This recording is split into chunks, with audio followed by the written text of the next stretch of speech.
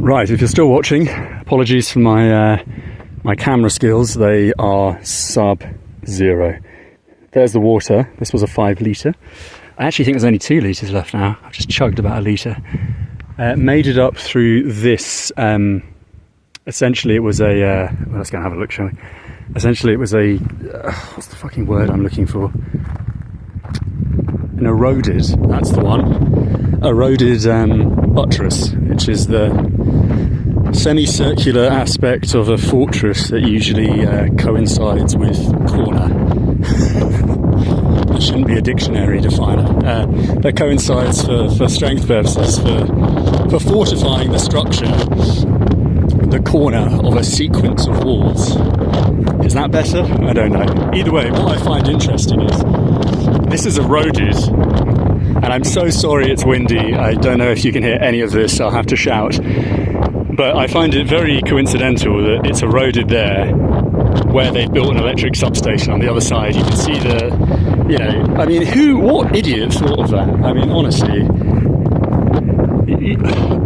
you can see on the previous video, this one will be titled Part 1 Fort Interior, and then I'll continue on from there with all the angles from within this complex. But beforehand, I was looking for my hat, and I came back up the roadway, which is beneath where this pole is, almost undercutting the corner of the fortress itself, which may have contributed actually to the erosion of this corner buttress. But the substation is literally where the corner of that buttress would have been before the erosion. Clearly that would have contributed, given that this entire complex is made of, well, mud, wattle and daub, for lack of a better term, I imagine, which is, if you're not English, wattle and daub is kind of a hay, manure, mud mixture that was used to fortify buildings in the feudal and medieval ages, before, I guess, masonry kicked in.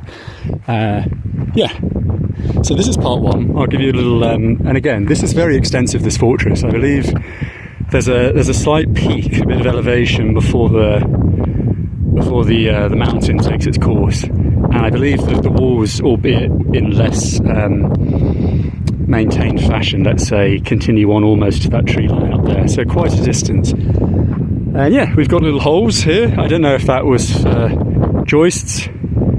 Probably joists, because you know, you're not going to fucking fire through one of those down into the ravine unless you're some marksman, when you could just lean over the fucking wall. So I imagine those were joists, probably for a timber walkway constructed over the top of the mud embankment, the bastion, the defence itself. They wouldn't have been standing on mud, of course. If you're going to build something as monumental and, I guess, what would have been magnificent at the time, you would have had a lot of timber work constructed in between and around the mud ramparts. But there's a very impressive looking bit over there, so we'll get to that soon. I'll leave this as part 1. And then part 2, I'll do a little view, because there's a valley on the other side, and then of course you've got the gorgeous snowy Tian Shan.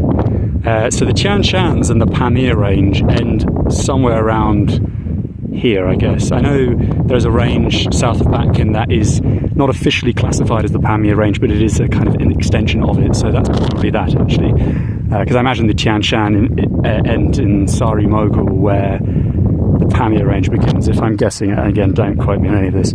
Oh, we found some archaeology! Probably a moonshine glass from last year.